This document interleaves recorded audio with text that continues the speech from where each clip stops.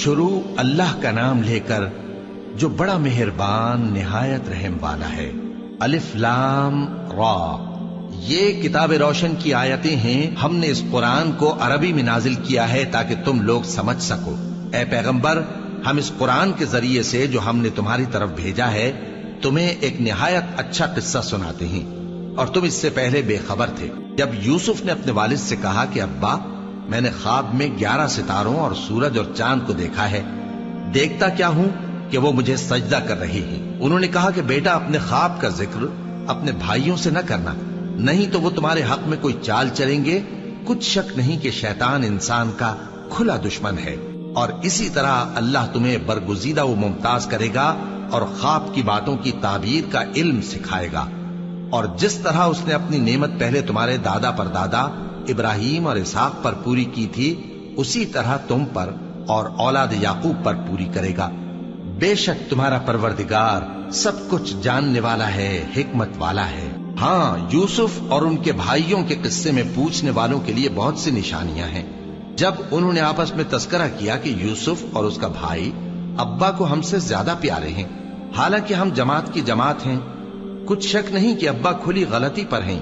یوسف کو یا تو جان سے مار ڈالو یا کسی ملک میں پھینک آؤ، پھر ابا کی توجہ صرف تمہاری طرف ہو جائے گی، اور اس کے بعد تم نیک لوگوں میں ہو جاؤ گے۔ ان میں سے ایک کہنے والے نے کہا کہ یوسف کو جان سے نہ مارو، کسی اندھے کنویں میں ڈال دو کہ کوئی راہگیر اسے نکال کر کسی دوسرے ملک میں لے جائے گا۔ اگر تم کو کرنا ہی ہے تو یوں کرو۔ یہ مشورہ کر کے وہ اپنے والد سے کہنے لگے کہ ابا جان، کیا سبب ہے کہ آپ یوسف کے بارے میں ہمارا اعتبار نہیں کرتے، حالانکہ ہم اس کے خیر خواہ ہیں؟ کل اسے ہمارے ساتھ بھیج دیجئے کہ خوب میوے کھائے اور کھیلے کودے، ہم اس کے نگہبان ہیں۔ انہوں نے کہا کہ یہ امر مجھے غمناک کیے دیتا ہے کہ تم اسے لے جاؤ، یعنی وہ مجھ سے جدا ہو جائے، اور مجھے یہ بھی خوف ہے کہ تم کھیل میں اس سے غافل ہو جاؤ اور اسے بھیڑیا کھا جائے۔ وہ کہنے لگے کہ اگر ہماری موجودگی میں کہ ہم ایک طاقتور جماعت ہیں اسے بھیڑیا کھا گیا تو ہم بڑے نقصان میں پڑ گئے۔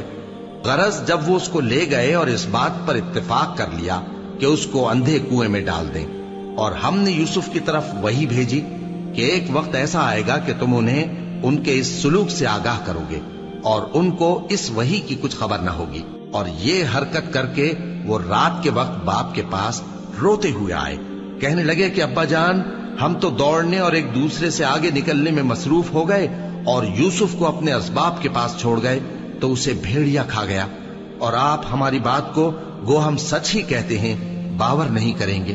اور ان کے کرتے پر جھوٹ موٹ کا لہو بھی لگا لائے۔ یعقوب نے کہا کہ یوں نہیں ہے، بلکہ تم اپنے دل سے یہ بات بنا لائے ہو۔ اچھا، صبر کہ وہی خوب ہے، اور جو تم بیان کرتے ہو اس کے بارے میں اللہ ہی سے مدد چاہیے۔ اور اب اللہ کی شان دیکھو کہ اس کنویں کے قریب ایک قافلہ آوارد ہوا اور انہوں نے پانی کے لیے اپنا سقا بھیجا، تو اس نے کنویں میں ڈول لٹکایا، یوسف اس سے لٹک گئے۔ وہ بولا، زہے قسمت، یہ تو ایک لڑکا ہے، اور اس کو قیمتی سرمایہ سمجھ کر چھپا لیا۔ اور جو کچھ وہ کرتے تھے اللہ کو خوب معلوم تھا، اور انہوں نے اس کو تھوڑی سی قیمت یعنی معدود چند درہموں پر بیچ ڈالا، اور وہ اس سے بیزار ہو رہے تھے۔